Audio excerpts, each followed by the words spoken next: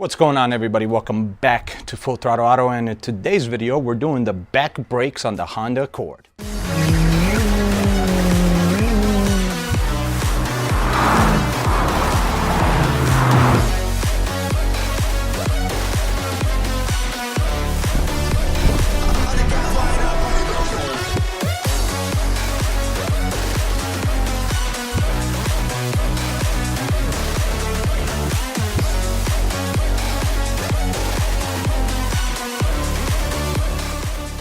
A little while ago you saw me do the front brakes. I upgraded the rotors and the pads, and I needed to do that because the stock ones were just horrible, even for daily driving. Now, of course, I was going to do some spirited driving with this car, so I wanted to change them that also.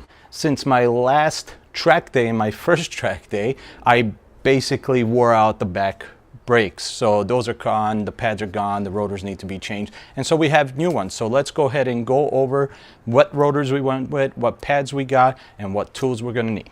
All right, as for the tools, this is what you're going to need. So I have a socket set here, just a old Craftsman socket set that I've had for a very long time. It just has all the sockets that I could probably need and some additional ones that I've gotten over time. You're going to need I have a socket set, but if you have just the socket for taking the wheels off, that works too. But I have a socket set also from Craftsman for the impact driver. You're going to need a 19 mil. You're going to need also as well a torque wrench. Now I have two of them because this one doesn't go low enough for the calipers and this one doesn't go high enough for the actual brackets. So that's why I need two. You might have one that is in foot-pounds that can do as low the foot-pounds that you need for the calipers and as high. So depending on your torque wrench, you might or might not need it. Hammer always comes in handy. You're definitely gonna need a breaker bar like this one probably. I like this one because it swivels. Oh, can we get it to swivel? There it is. So it swivels. It is a Craftsman as well. You're gonna need anti-seize. I'm gonna show you that in a little bit why. You're gonna need obviously brake caliper grease. You also probably got some with the pads, but just in case you have your own, you can use that. This is going to be needed, and then this is going to be needed. You're going to need some frozen metal parts, loosens. What is it called? Basically, just kind of fluid that helps fight parts that are stuck together or bolts that are stuck together. I don't know the terminology for it right now, but that's what you're going to need.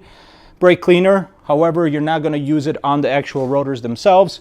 And also as well, you are going to need a specialty tool for the brackets or for the calipers that are in the back. This is only required for the back, not the front. You can watch my front video to see how I did that. But you are going to need the special tool. You can pick this up at any store, O'Reilly's, AutoZone, Advanced. You can rent it, and then they give you your money back as soon as you return it. If you don't return it, then you don't get your money back and you bought it. I bought it because I knew I was going to do brakes a lot. Also as well, I mentioned you're going to need this and this. You are going to need a impact driver. This is going to definitely come in handy because there is a bolt on there that holds the caliper to the actual car itself. So you are going to need this along with this to brake it. And then when you put it back on, you're going to use the anti-seize. Now, the other thing that you might need to do is bleed the brakes. And if that's the case, I do have this like bleed-o-matic. Basically, has a magnet, sits on top of the strut, and then you use this to help you bleed the brakes. All right, now for the actual brakes themselves and what we went with, here we go. We got EBC rotors. They are slotted. They are not vented because they are small rotors, so they're not really thick. They don't have enough room to be vented, but they are slotted rotors for the back.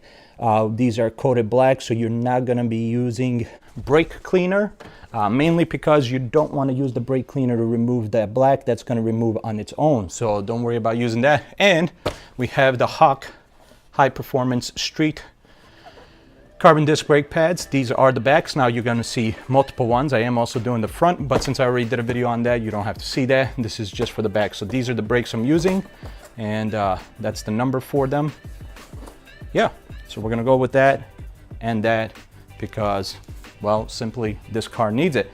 Now let's just get into taking it apart. First thing, of course, that you're going to want to do is go ahead and jack up the car safely with chucks in the front of the car and jack stands underneath the car. And I always leave the jack in the back just for precautionary measures. The first thing you're going to want to go ahead and take off is going to be the actual caliper itself. For those bolts, you are going to be using a 12mm bolt. Now I use a ratchet with a hammer to loosen it up, but you can also of course use a breaker bar if you have one available. Now to remove the caliper, once the bolts are removed, you might need to use the hammer to loosen up the caliper so you can take it off, or possibly like a pry tool, or maybe even the ratchet as I'm doing in the video as a pry tool. Once that is done, you're going to go ahead and remove the actual caliper bracket. Now that's going to be a 17mm bolt.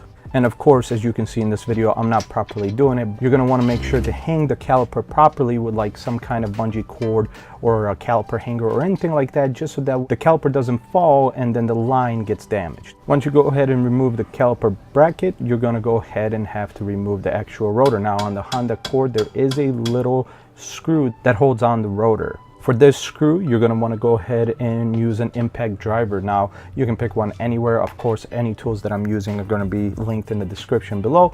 But in this particular one, I am using a Craftsman one.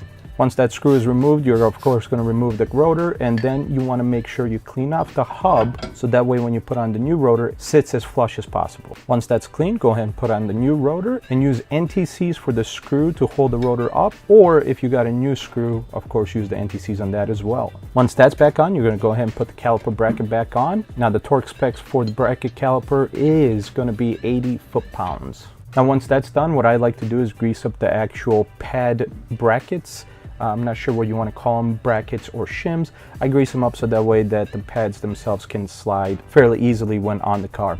And of course, make sure not to put any grease on the rotor. If you do, you're going to have to use brake cleaner to remove it.